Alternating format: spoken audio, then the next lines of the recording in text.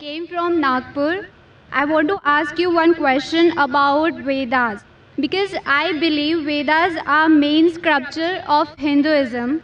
So I want to know if you are telling or putting a common point which is similar to other scripture, why you do not put different points in front of non-Muslim people which are contradictable or which are opposite to each other, because I believe in common point. As a being a Hindu girl, it is very important to know which are the common point and which are the different points in Hinduism scriptures. Sisters ask a very good question. She said that I quoted the Vedas, I did point out similarities. Why don't I speak about differences? And she wants to know the similarities as well as differences. Sister, if I can give a talk on similarities between Islam and Hinduism for a few hours, I can give a bigger talk and a longer talk on differences between Islam and Hinduism.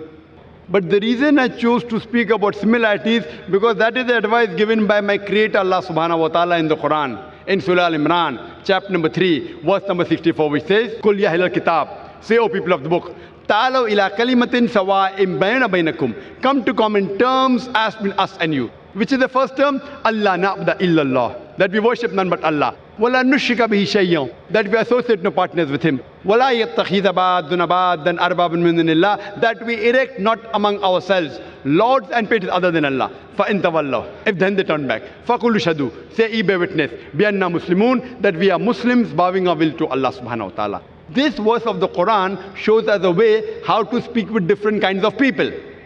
Come to common terms as between us and you.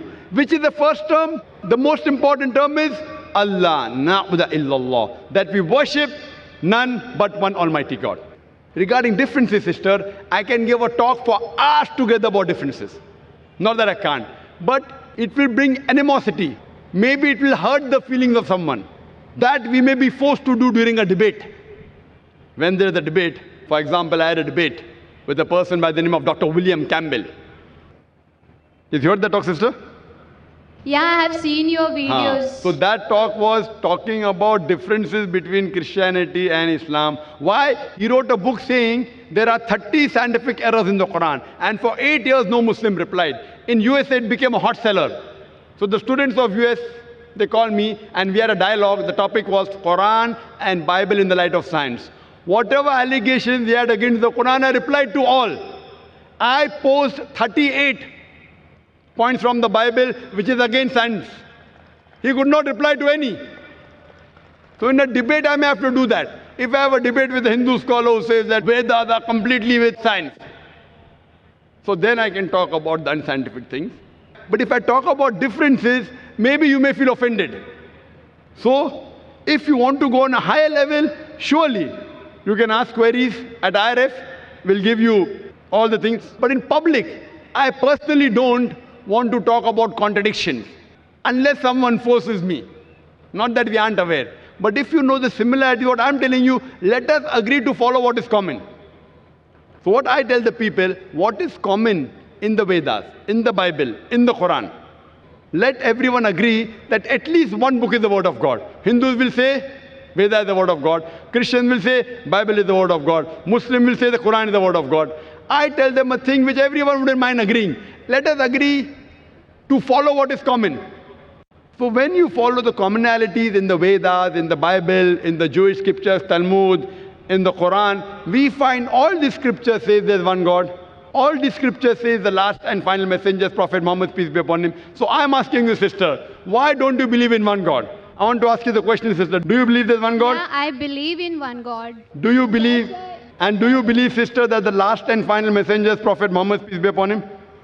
Just because I am asking you the question, because it is very difficult to understand Quran and Vedas, and I am so much confused which scripture is more important for me to achieve to the God. I mean, to worship sister, to the God. Have you heard my lecture on similarities between Islam and Hinduism, or Muhammad Sallallahu Alaihi Wasallam in the Hindu scriptures? Have you heard that? Yeah, I have heard. Do you know that your scripture says that the last and final messenger is Prophet Muhammad, peace be upon him? Yeah. Do you know that? Yeah. So do you believe Prophet Muhammad is the messenger of God? Yeah, definitely. Do you believe? Yeah. So if you believe there's one God, and you believe that idol worship is prohibited, and if you believe that Prophet Muhammad is the last messenger, in Arabic we call you as a Muslim.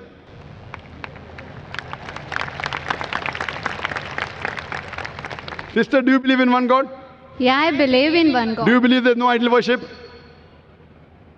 Yeah. Do you believe that Almighty God has got no images? Yeah. You believe that? Yeah. And you also believe that Prophet Muhammad is the messenger of God. So what you have entered, you may not have gone very high, but by saying this, that there is no God but Allah and Prophet Muhammad is the messenger, you indirectly become a Muslim. Muslim means a person who submits his will to God. So do you submit your... But I am indirectly Muslim, no? If Vedas telling the same Well- thing and Quran telling the same thing, so Yes. which? If you're indirect also, no problem. Indirect also, you're most welcome. Whether you come direct or indirect, we welcome you, sister. Now, you know what is common. Now, if your Veda says that the last and final messenger is Prophet Muhammad, peace be upon him, and you have to follow him. So by following Prophet Muhammad, you're indirectly following the Vedas also. Then you have to find out what did Prophet Muhammad say. Then you have to read the hadith. But slowly, slowly. So now you're in nursery, then junior KG, then senior KG, then first standard, then you reach standard 10. But have you taken admission, I want to know. That do you agree that you're a Muslim? Muslim means a person who submits his or her will to God. Why it is important that the person who are believing in one God, he is called or she is called a Muslim? Yes, why? Muslim means a person who submits his will to God. And the first important creed to submit your will to God is believe there's one God, believe there is no idol worship, and believe Prophet Muhammad is the messenger. If you say this, that means you have agreed to submit. And then it takes time. Then you go to standard 1, then slowly you may know what is required about fasting, about charity, not to rob, not to steal. All this comes later. But do you agree to submit your will is important. And do you agree to follow the teachings of Prophet Muhammad is important. What I want to ask you, sister. Yeah, I agree. So would you like to say the Shahada?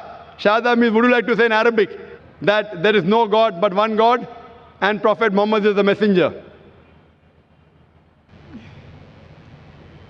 Yeah, there is a one God. And the Prophet Muhammad is the last prophet. MashaAllah. MashaAllah, sister. Congratulations. I would just say it in Arabic and I want you to repeat it. You know what you have said is the same thing. But I want to ask you, sister, is anyone forcing you to say this? No, no one. Is anyone putting pressure? No. It is completely out of your free will. Yeah. Okay, sister. I say in Arabic, just repeat it. Ashhadu Ashhadu Allah Allah ilaha ilaha illallah illallah wa ashhadu wa ashhadu anna anna Muhammadan Muhammadan abduhu abduhu wa rasuluhu. wa rasuluhu. I bear witness. I bear witness I bear witness that there is no God that there is no God but Allah but Allah and Prophet Muhammad, and Prophet Muhammad, peace be upon him, peace be upon him, is the servant is the servant and messenger of Allah. and messenger of Allah. MashaAllah. Thank you. I congratulate you, sister. Now we have entered the fold of Islam. And inshallah, for getting more knowledge, for going to first standard, second standard, third standard, be in touch with the sisters of the Islamic Research Foundation. And it will be a pleasure to guide you. And if you have any queries regarding Quran, regarding Islam, you're most welcome to ask. If you have any queries even regarding Hinduism, Yeah. etc., most welcome, sister. And I pray to Allah subhanahu wa ta'ala that may He grant you Jannah, sister.